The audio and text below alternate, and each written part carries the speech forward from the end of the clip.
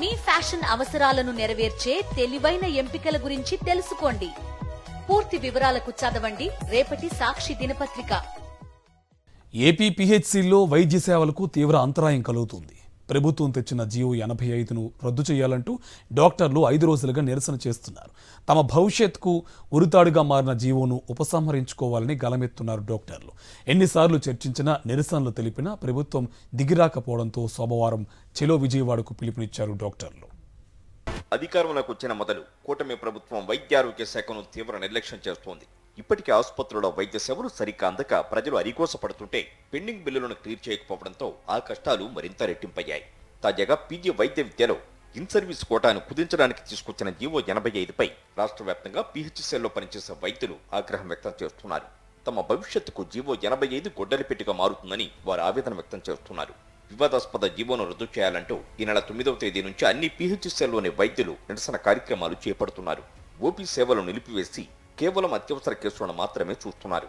అయినా ప్రభుత్వం స్పందించకపోవడంతో పీహెచ్సీ డాక్టర్లు తమ పోరాటాన్ని మరింత ఉధృతం చేశారు. పీహెచ్సీ వైద్యులు చెలో విజయవాడకు పిలుపునిచ్చారు. అన్ని వైద్య సేవలు నిలిపివేస్తూ విజయవాడ ముట్టడికి సిద్ధమయ్యారు. తమ జీవితాలను నాగం చేసేలా ఉన్న జీవో 85ను రద్దు చేయకపోతే తమ పోరాటాన్ని మరింత తీవ్రతరం చేస్తామని హెచ్చరిస్తున్నారు. అన్ని జిల్లాల్లోని పీహెచ్సీ వైద్యులు విజయవాడకు తరలిరావాలంటూ పిలుపునిచ్చారు. ప్రభుత్వం తెచ్చిన జీవో 85పై డాక్టర్లతో పాటు మెడికల్ కాలేజీ అధ్యాపకులు కూడా విస్మయం వ్యక్తం చేస్తున్నారు. గ్రామీణ ప్రాంతాల్లో పనిచేస్తున్న వైద్యులకు 3 ఏళ్లు, గిరిజన ప్రాంతాల్లో పనిచేస్తున్న వైద్యులకు 2 ఏళ్లు సర్వీస్ కోటా ఉండేది. వాటిని పరిగణలోకి తీసుకుని 30% రిజర్వేషన్ కోటా కల్పించేవారు.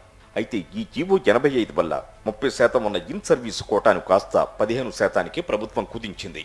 అంతేకాకుండా స్పెషలైజేషన్ ఎంట్రీని కూడా కొన్ని కోర్సులకే పరిమితం చేయడాన్ని పీహెచ్సీ వైద్యులు తప్పుపడుతున్నారు.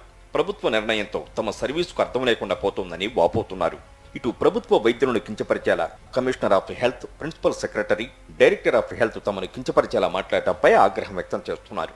ప్రభుత్వ వైద్యుల కంటే ప్రైవేటు ఉద్యోగులే మెరుగైన సేవలు అందిస్తున్నారంటూ కామెంట్స్ చేయడంపై నిప్పులు చెరుగుతున్నారు.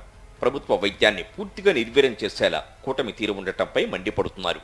చెలో విజయవాడ తర్వాత కూడా ప్రభుత్వం స్పందించకపోతే నిరవధిక నిరాహార దీక్షలకు దిగాలని డిసైడ్ అయ్యారు వైద్యులు.